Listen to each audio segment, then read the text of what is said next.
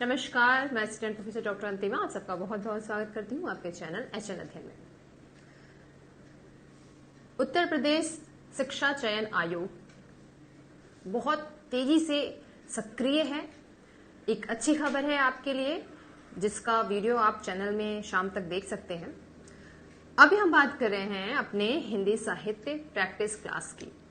Class आपके regular आपके HN अध्ययन ऐप पर चल रही है। यूपीएचएससी असिस्टेंट प्रोफेसर की क्लास आपके ऐप जो है हमारा एचएन अध्ययन ऐप है उस पर रेगुलर चल रही है, जिसमें आपको यूपीएचएससी, यूपीजीडीसी और यूपीपीजीटी तीनों की कंबाइंड क्लास हम चला रहे हैं। और उसमें आपके लगभग फर्स्ट, सेकेंड, थर्ड यूनिट तक जो आपकी क्लास है वो कंप्लीट हो रही है। तो क्लासेस बहुत तेजी से चल रही है, कंप्लीट क्लासेस चल रही है। वहां आपको क्लास, नोट्स और वीडियो और डाउट सेशन सारी चीज आपको वहां पे मिलेगा। एक और जो सबसे जरूरी चीज होती है वो है प्रैक्टिस। ठीक, मैं हमेशा अपने बच्चों से कहती रहती हूँ कि प्रैक्टिस बहुत जरूरी है।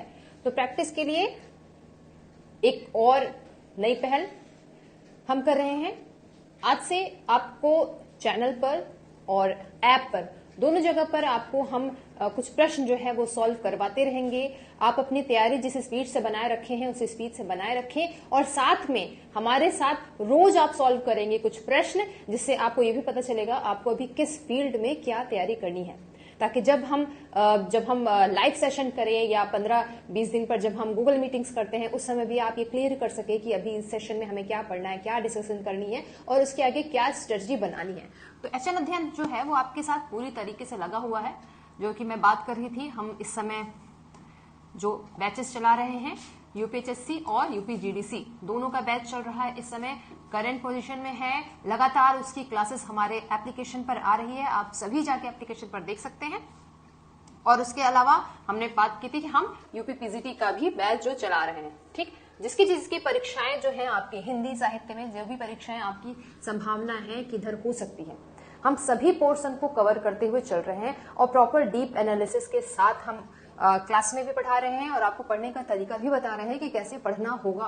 ठीक है, कंपटीशन के लिए। तो आप देख सकते हैं ये सारी क्लासेस जो है आपको मिल जाएंगी हमारे ऐप पर, चैनल पर। आपको क्लास और नोट्स के साथ प्रैक्टिस सभी चीज आपको उस एक बैच में मिल सकती है। बैच की पूरी जानकारी आप हमारे एप्लीकेशन पे भी ले सकते हैं। हमारा जो व्हाट्सएप नंबर है उस पर भी आपको पूरी जानकारी मिल सकती है। ठीक है, तो और बहुत ही कम कह सकते हैं रीजनेबल प्राइस में, बहुत ही कम संसाधनों में हम आपको उपलब्ध करा रहे हैं ताकि आप पूरी की पूरी तैयारी कर सकें। ठीक, तो ये कुछ बैच है, हमने इस पूरा एक कह सकते हैं एक बुफे बता दिया है आपके लिए। आपको कहीं कंफ्यूज नहीं होना होगा किसी भी क्लास लेने के लिए। आप चाहे तो हमारा अलग अलग जो बैच है वो ज्वाइन कर सकते हैं, जिसमें प्रतिष्ठा बैच है। यूजीसी नेट के अकॉर्डिंग पूरा बैच चल रहा है। इसकी लगभग क्लासेस हमारे ऐप पर, हमारे चैनल पर चल रही हैं और लगभग 7 यूनिट तक यूजीसी के नेट के हिंदी साहित्य में क्लासेस हो चुकी है। और उसके साथ प्रैक्टिस भी हो रही है, नोट्स भी मिल रहा है और फर्स्ट पेपर की भी क्लासेस लगातार चल रही है। लाइव सेशन हो रहा है, रिकॉर्डिंग सेशन आपको वहां पे मिल जाएगा और उसके साथ प्रैक्टिस भी चल रहा है। ठीक है, तो तैयारी हम अपनी तरफ से पूरी रख रहे हैं कि हम आपको क्या क्या दे सकते हैं। अब थोड़ा कंट्रीब्यूशन तो आपको करना होगा, आपको अपना समय देना पड़ेगा हमें, ताकि हम आपकी और हेल्प कर सकें। तो और इसके अलावा और भी कोई आपको जानकारी चाहिए तो हमारे नंबर पे जो व्हाट्सएप नंबर है, हमारे टेलीग्राम चैनल पर और हमेशा हमारे कम्युनिटी पोस्ट पर ये अपडेट्स आपको मिलती रहेंगी। ठीक है, तो शुरू करते हैं। हम कुछ प्रश्नों की श्रृंखला हम चला रहे हैं, जिससे आपको समझ में आएगा कि आपकी तैयारी अभी कितनी है और आपको अभी कितनी तैयारी करनी चाहिए। हिंदी साहित्य,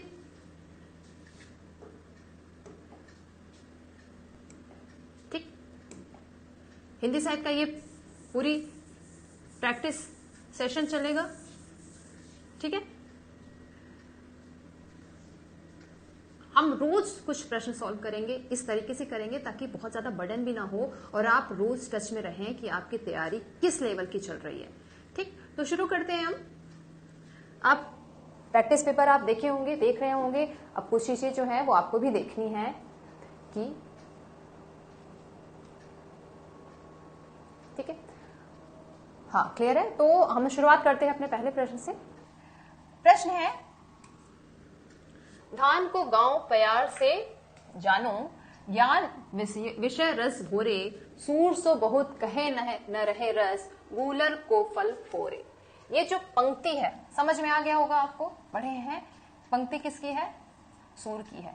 लेकिन प्रश्न ये नहीं पूछ रहा, इतना आसान प्रश्न अब नहीं पूछेगा ये पंक्ति किसे पूछा क्या रहा है इसमें अंतिम पंक्ति का क्या अर्थ है। हालांकि अपेक्षाकृत फिर भी प्रश्न जो है वो आसान है। क्या है? ज्ञान का विषय रस भोरे, सूर सो बहुत कहे ना रहे रस। मतलब बहुत कुछ, जब हम थोड़ा बात कुछ कहते हैं, कुछ बताने की कोशिश करते हैं, छिपी हुई बात है, लेकिन अगर हम उसके में बार बार हिंट देते जाते हैं कि अच्छा ये नहीं ये नहीं ये, तो जो मूल बात है ना उसका जो रोचकता है वो कहीं ना कहीं खत्म हो जाती है। समग्र रूप से इस पंक्ति में यही कहना चाह रहा है कवि। तो आपका विकल्प क्या है? गूलर में रस नहीं है। बी, गूलर का फल रूखा है, गूलर का फल खट्टा है, और अंत है ढकी। ये ढकी छिपी बात बोलने से कही गई बात का आनंद जो है वो समाप्त हो जाता है। आपका विकल्प डी इसमें सही हो जाएगा। ये जो पंक्ति है वो आपके सूरदास के भ्रमर गीत सार की पंक्ति है। ठीक है, भ्रमर गीत सार सूरदास की बड़ी फेमस रचना है। लगभग इसमें 400 पद हैं और हम जानते हैं ये कूट पद हैं, व्यंग्यात्मक हैं। तो कोई बात सूर इतना आसानी से और सीधा सीधा तो नहीं कह सकते हैं। तो अगर आप सूरदास को जानते हैं, सूरदास के भ्रमर गीत सार को पढ़े हैं, तो भी इसका अर्थ लगाना आपके लिए आसानी हो जाएगा। ठीक, तो अब आते हैं हम अगले प्रश्न पे।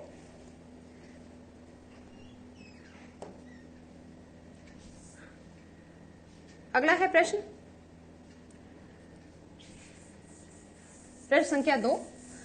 कामायनी का 9वां सर्ग कौन सा है? देखो, अगर आपने पढ़ा होगा, थोड़ा भी फैक्चुअल पढ़ा होगा, तो प्रश्न इतना मुश्किल नहीं है कि आप कर ना पाए। ठीक है, आसान प्रश्न है। कामायनी का 9वां सर्ग कौन सा है? कामायनी जयशंकर प्रसाद की बड़ी रचना है, छायावाद का महाकाव्य है। ठीक है, लगभग 1935 के समय ये रचना आपकी आती है। और आपसे इसमें क्या पूछा है? कामायनी का 9वां सर्ग। तो टोटल इसमें कितने हैं? 12 सर्ग हैं। ठीक है, टोटल कितने हैं? 12 सर्ग हैं। कौन कौन? चिंता, आशा, श्रद्धा, ठीक, काम, वासना, लज्जा, कर्म, ईर्ष्या, ईड़ा, स्वप्न, संघर्ष, निर्वेद और दर्शन, रहस्य, आनंद। दर्शन, रहस्य, आनंद। टोटल कितने हुए? 15। टोटल 15 सर्ग हैं। 1 2 3 4 5 6 7 8 9 10 11 12 13 14 15। अब ये बताने का आशय क्या है मेरा, किस तरीके से आपको याद करना है, थोड़ा ये भी क्लियरिटी हो जाती है। देखो, जब मैंने बोला ना, तो मैंने क्या बोला? चिंता, आशा, श्रद्धा, काम, वासना, लज्जा, कर्म, ईर्ष्या, ईड़ा। मैंने 3-3 के जोड़े में बनाकर के इसको याद किया है। जब आप 15 याद करने का बर्डन लोगे ना, तो चीजें याद नहीं होगी। आपने 3-3 के जोड़े में जब आपके याद करोगे तो एक लयता आ जाती है, जिससे याद करना आसान हो जाएगा और एकदम उसी क्रम में याद हुआ है। कोई पहले नहीं है, कोई बाद में नहीं है, उसी क्रम में है। और अब क्या पूछा है आपसे प्रश्न? कामायनी का 9वां सर्ग। तो कौन सा है 9वां सर्ग? 1 2 3 4 5 6 7 8 9। कौन सा है 9वां सर्ग? ईड़ा। कर्म नहीं, ईर्ष्या नहीं, ये ईड़ा है। ठीक है, ईड़ा सही जवाब हो जाएगा। ठीक है, अब आप कोई भी पूछ लेगा आपके कामायनी से, किस भी सर्ग की संख्या क्या है, किसके बाद कौन सा आता है, किसके पहले कौन सा आता है, क्रम लगाइए सभी सर्गों का, क्योंकि कामायनी एक ऐसा रचना है जिससे हमेशा ही प्रश्न पूछा जाता है। ठीक, तो आप कुछ भी पूछेगा तो आप कामायनी के विकल्पों में कभी परेशान नहीं होंगे और बहुत आसानी से सॉल्व कर जाएंगे। ठीक, तो ये है उसके याद करने का तरीका और आपका सब सही जवाब क्या हो जाएगा? ईड़ा। ठीक है, अब आते हैं हम अगले प्रश्न पे।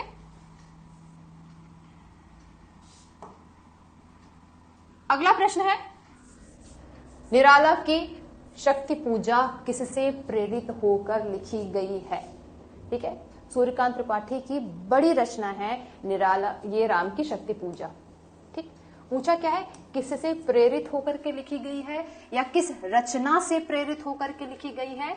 ठीक है, ये दोनों तरीके से सवाल पूछा जा सकता है। निराला राम की शक्ति पूजा लगभग आपकी 1936 के लगभग आती है। देखो 1936 का समय है आपकी हिंदी साहित्य में आधुनिक काल के लिए बहुत इंपॉर्टेंट है। बड़ी बड़ी रचनाएं जो हैं वो 1936 के थोड़ा पहले और थोड़ा बाद में आएंगी। इसके लिए भी हम जब क्लास पढ़ा रहे हैं उसमें आपको ये सारे ट्रिक्स बताते हुए चलेंगे कि किस तरीके से याद करना है, सबको किस तरीके से क्रम बैठाकर याद करना है, क्योंकि जो मिलान का प्रश्न पूछता है ना, ये जो क्रम का प्रश्न पूछता है वो ऐसे ही पूछ सकता है। ठीक है, 1936 के लगभग आती है। निराला की कविता संग्रह है अनामिका। ठीक है, इसी में ये संग्रहित है। प्रश्न क्या पूछा है, किससे प्रेरित होकर के लिखी है? विकल्प है गीतांजलि, नहीं। अगला है कृतिवास रामायण, राम ये चरित होगा, रामचरितमानस, वाल्मीकि रामायण। तो इसका सही विकल्प क्या हो जाएगा? सही जवाब है आपका कृतिवास रामायण। कृतिवास रामायण क्या है? यह बंगला रामायण है। और आप निराला को जानते हैं, निराला का जन्म हुआ था क्या? बंगाल में ही महिषापुर मेदिनी में उनका जन्म हुआ था। कहीं ना कहीं वो वहां के साहित्य से प्रभावित रहे होंगे और शायद यही कारण होगा कि उनको ये बंगला रामायण जो है, उनकी कथा जो है वो ज्यादा प्रेरित करी थी। इसलिए ये यहाँ पर सही जवाब जो है निराला की शक्ति पूजा किससे प्रेरित होकर या किस रचना से प्रेरित होकर लिखी गई है, वो है कृतिवास रामायण से। ठीक है, आते हैं हम अगले प्रश्न पर।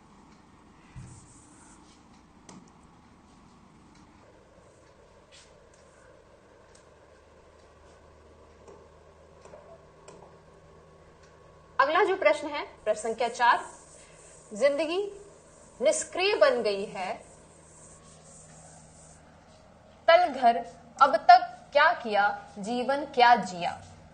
ये कवि की पंक्तियां या किस कवि की पंक्तियां हैं? बड़ी प्रसिद्ध पंक्तियां हैं। प्रश्न क्या है, बस इतना जो है वो काफी आपके परिचित होंगे। अब तक क्या किया, जीवन क्या जिया। ये पंक्ति काफी ज्यादा चर्चित है, इससे आप परिचित होंगे। पूछा क्या जा रहा है, किस कवि की पंक्तियां हैं? आपके विकल्प हैं मुक्तिबोध, धूमिल, रघुवीर सहाय या नागार्जुन। ये सारे आए हुए प्रश्न हैं। आप अगर सॉल्व किए होंगे तो प्रश्नों से कहीं चिर परिचित नजर आ रहे होंगे ये सारे प्रश्न आपके। इसका सही जवाब क्या हो जाएगा? मुक्तिबोध। मुक्तिबोध की पंक्ति है, अब तक क्या किया, जीवन क्या जिया।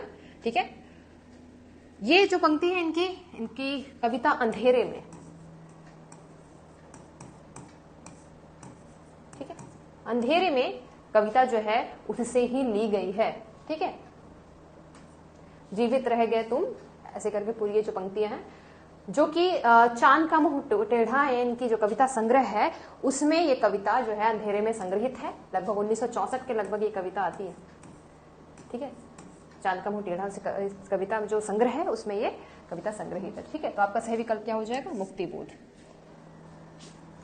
आते हैं अगले प्रश्न पे। देखो प्रश्न जो है बहुत कठिन नहीं है, चर्चित प्रश्न है, सारे आए हुए प्रश्न हैं और पढ़े हुए प्रश्न हैं। इन सब प्रश्नों को गलत करने का सवाल नहीं बनता है, सही होना ही चाहिए। अगला प्रश्न है, प्रेमचंद का उपन्यास पहले उर्दू में बाज़ारे हुस्न के नाम से लिखा गया था। इसमें से कौन सा उपन्यास है? हम जानते हैं प्रेमचंद हिंदी में लिखने से पहले उर्दू भाषा में लिखते थे। ठीक है, प्रेमचंद हिंदी में लिखते, उससे पहले उर्दू भाषा में यह नवाब राय नाम से लिखते थे। कई सारे प्रेमचंद के उपन्यास जो कि हिंदी में हैं वो उनके पहले उर्दू में आ चुके हैं, उसका बाद में उन्होंने अनुवाद किया है हिंदी में, और यह अनुवाद किसी और ने नहीं किया है, यह अनुवाद स्वयं प्रेमचंद ने किया। ठीक है, समानता जो होता है वो अन्य लोग उसका अनुवाद करते हैं, लेकिन ये अनुवाद को दोबारा प्रेमचंद खुद ही लिखते हैं। प्रश्न यहां से कौन सा पूछा है? बाज़ारे हुस्न के नाम से लिखा गया कौन सा उपन्यास है? इसमें आपके विकल्प है प्रेमाश्रम, ठीक है, कायाकल्प, सेवा सदन और ये रंगभूमि है। ठीक है, कौन सा जवाब इसमें से सही है? प्रेमचंद का उपन्यास कौन सा इसमें से सही जवाब हो जाएगा? सेवा सदन। सेवा सदन कहानी है इस एक समाज की, जिसमें किस तरीके से एक स्त्री जो है, संभ्रांत घराने की स्त्रियों का क्या व्यवहार है और किस तरह से रहन सहन होता है और किस तरीके से वो इस बाजार में पहुंच जाती है और कैसे उसका सबका सामना करती है। इस तरीके से प्रेमचंद ने इस उपन्यास में लिखा है। पहले ये 1917 में बाजार हुस्न के नाम से आती है। उसके बाद उसके जस्ट 1 साल बाद 1918 में यह सेवा सदन नाम से इसको लिखते हैं। ठीक, के अन्य उपन्यास भी हैं जो उर्दू में आए हुए हैं, जैसे रंगभूमि, चौगाने हस्ती रंगभूमि में लिखा है, और गोशे, आफियत, इनका अन्य भी उपन्यास है। तो कई सारे उपन्यास प्रेमचंद के ऐसे हैं। प्रेमचंद एक ऐसा व्यक्तित्व है जो कि हर परीक्षा में आता है। ठीक है, तो अगला जो प्रश्न है आपका, उसने कहा था कहानी का प्रकाशन किस वर्ष हुआ था।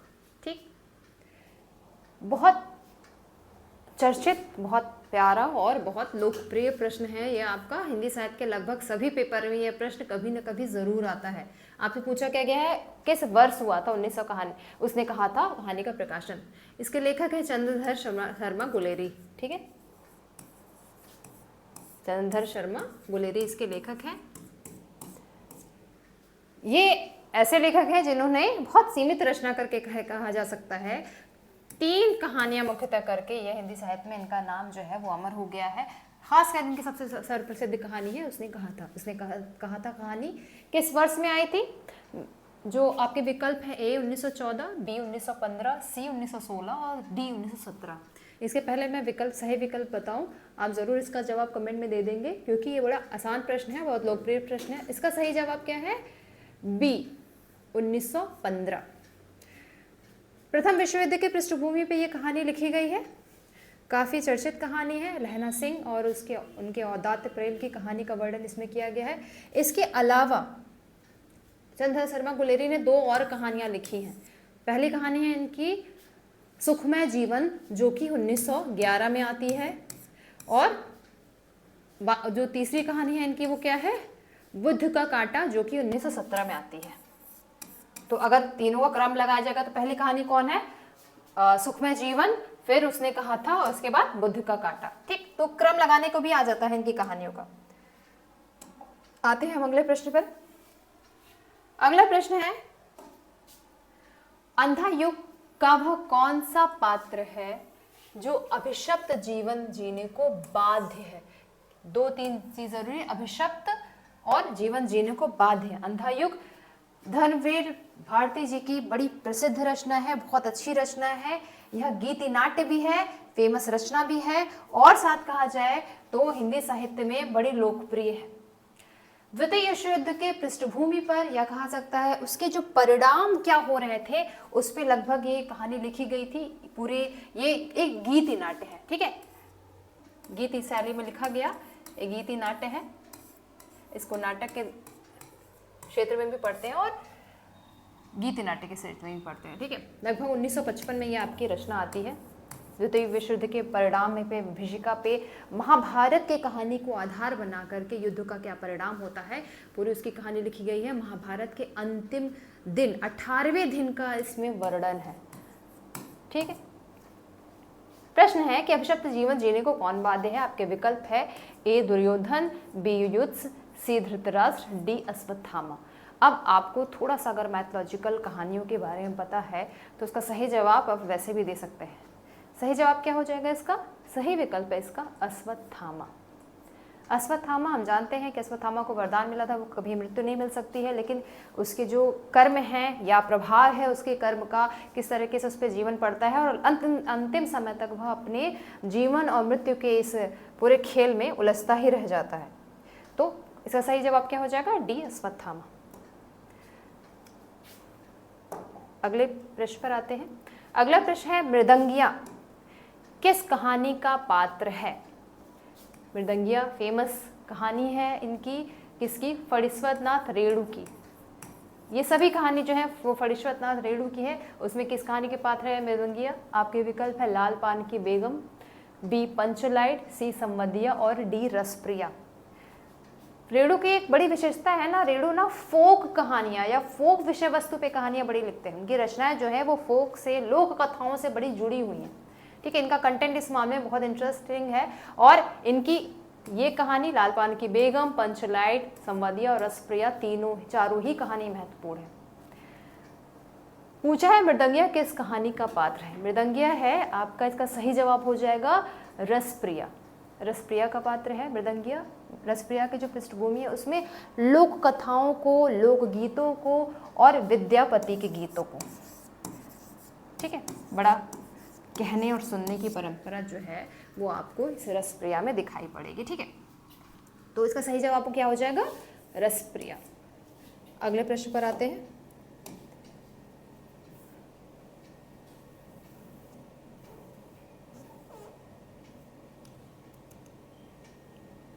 ठीक, अगला प्रश्न, व्याध जी किस उपन्यास का पात्र है? फेमस उपन्यास अगेन, और ये भी बड़ा लोकप्रिय और चर्चित प्रश्न है। वैद्य जी किस उपन्यास के पात्र हैं? ये उपन्यास अगर आप देखोगे तो इसमें समझ में आएगा। आप सभी जो उपन्यास है मैक्सिमम आपके सिलेबस में लगे हुए हैं। आपके विकल्प है झूठा सच, यशपाल की रचना है, भूले विसर्जित भगवती चरण का उपन्यास है, राग दरबारी आपके श्रीलाल शुक्ल, और विश्रामपुर का संत श्रीलाल शुक्ल का बहुत चर्चित उपन्यास है। इसे पूछा है वैद्य जी किसका पात्र है? पढ़ा है आपने, बिल्कुल थोड़ा दिमाग पे जोर डालिए, जरूर इसका जवाब आपको आ जाएगा। ये किसके पात्र हैं? ये है राग दरबारी। राग दरबारी श्रीलाल शुक्ल का चर्चित उपन्यास है। इसको व्यंग्यात्मक शैली का उपन्यास कहा जाता है। सामाजिक पृष्ठभूमि में बड़ा कटाक्ष ये उपन्यास, और इसके लिए आपके श्रीलाल शुक्ल को साहित्य अकादमी भी मिला है। ठीक है, साहित्य अकादमी से भी इसके लिए सम्मानित हुए हैं। सही जवाब क्या हो जाएगा? राग दरबारी। ठीक है, आते हैं अगले प्रश्न पर।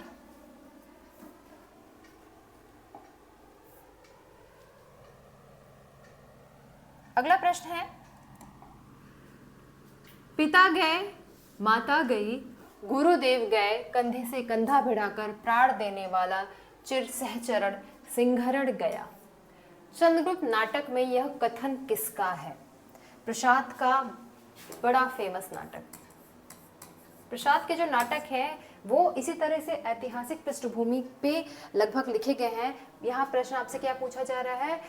जो चंद्रगुप्त नाटक प्रसाद का, जो कि लगभग 1931 के लगभग समय में आएगा, ये जो कथन है वो किसका है? पिता गए माता गई, गुरुदेव गए, कंधे से कंधा भिड़ाकर प्राण देने वाला सिंहरण भी गया। यह सभी पात्रों से आप परिचित हो गए होंगे किसका है, और ये सारे पात्र जो हैं वो आपके इस उपन्यास इसी नाटक के हैं। सही विकल्प क्या हो जाएगा? आपके विकल्प हैं ए चंद्रगुप्त, बी चाणक्य, डी मालविका और डी अलका। सही जवाब क्या आएगा इसका? सही विकल्प है चंद्रगुप्त। किसने कहा है इसका?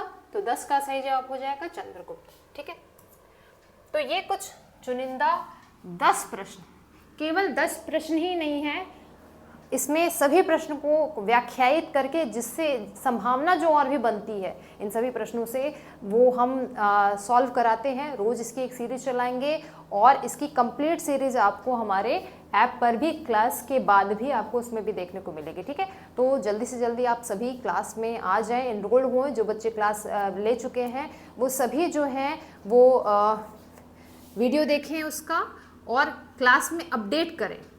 ठीक है,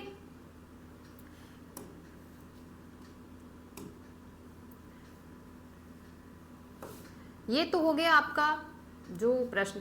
इसके अलावा मैं बता दूं जरूर, जो बच्चे क्लास कर रहे हैं उनको तो मिल ही चुका होगा, लेकिन कुछ जो बच्चे अभी नोट्स जो है वो इसमें प्रोवाइड कराते हुए चलते हैं। ठीक है, ये इकाई एक ये यूनिट आपकी समाप्त हो चुकी है, क्लासेस चल चुकी है, डिस्कशन बेस पे हो चुका है, लेकिन क्लासेस जो है वो आपको अभी भी हमारे ऐप पर जो है वो मिल जाएगी, और उसके नोट्स भी जो हैं वो पूरे कंप्लीट नोट्स जो हैं वो आपको ऐप पर मिल रहे हैं। ठीक, तो आप इसको देख सकते हैं प्रॉपर उस फॉर्म में। देखो, हमने बहुत ज़्यादा लेंदी बनाने की कोशिश नहीं करी है, बहुत चुनिंदा प्रश्न, और कोई प्रश्न छूटे भी ना, उस तरीके से इंटरेस्टिंग बनाने की कोशिश की। और मैंने देखो एक बात भी और भी सोचा है कि नोट्स बनाते, ज़्यादातर जब हम किताब लेते हैं ना तो हम अलग से नोट्स बनाना पड़ता है। ये मैं बहुत करती थी, मेरी आदत क्या थी, मैं जो नोट्स है ना उसी में लिखने की कोशिश करती थी। तो मैं इस गैप के साथ छोड़ के हमने बनाया है ताकि आप अपने जो तथ्य है वो भी इसमें ला सके। आप पूरी नोट्स देख सकते हैं। ठीक है, ये पूरी नोट्स आपको मिल जाएगी। ठीक है, ये प्रॉपर पूरा ग्राफ के साथ इंटरेस्टिंग। देखो कई बार चीज़ें ना हमें दिमाग में ना बस याद रहती हैं, पिक्चर्स याद रखते हैं, तो जो हो सका है याद करने की सहूलियत जहाँ से मिल पाए हमने कोशिश की है उस तरीके से आपको नोट्स प्रोवाइड करें। जैसे मैंने तैयारी करी थी खुद, मैं उसी हिसाब से आपको तैयारी करवाने की कोशिश कर रही हूँ। ठीक है, तो ये आपके पूरे नोट्स आप देख सकते हैं, ये सारे नोट्स, ये पूरे कंप्लीट नोट्स आपको हमारे एचएन अध्ययन ऐप पे है। आपको केवल अगर नोट्स भी चाहिए तो भी आप हमसे संपर्क कर सकते हैं। हमारे ऐप को डाउनलोड करिए, वहाँ पे आपको केवल नोट्स भी मिल रहा है, पूरी क्लासेस भी ले सकते हैं, पूरी क्लासेस भी मिल रही है वहाँ पर आपको, और साथ में आप हमसे डिस्कशन भी कर सकते हैं कि आपकी तैयारी कितनी है और अभी आपको किस चीज़ की ज़रूरत है। ठीक है, कुल मिला के ध्येय है कि तैयारी होनी चाहिए आपकी तैयारी अच्छी हो, एचएन अध्ययन इसके लिए बाध्य है और हम सभी इसके लिए मिलकर प्रयास कर रहे हैं। ठीक है, तो तैयारी करते रहिए और जो भी आपकी समस्याएं हैं आप पहले की तरह ही हमेशा हमसे हमारे कमेंट सेक्शन में, ऐप पर, व्हाट्सएप पे या हमें मेल करके पूछ सकते हैं। ठीक है, तो तैयारी करते हैं। आप सभी को ढेर सारी शुभकामनाएं। शुक्रिया।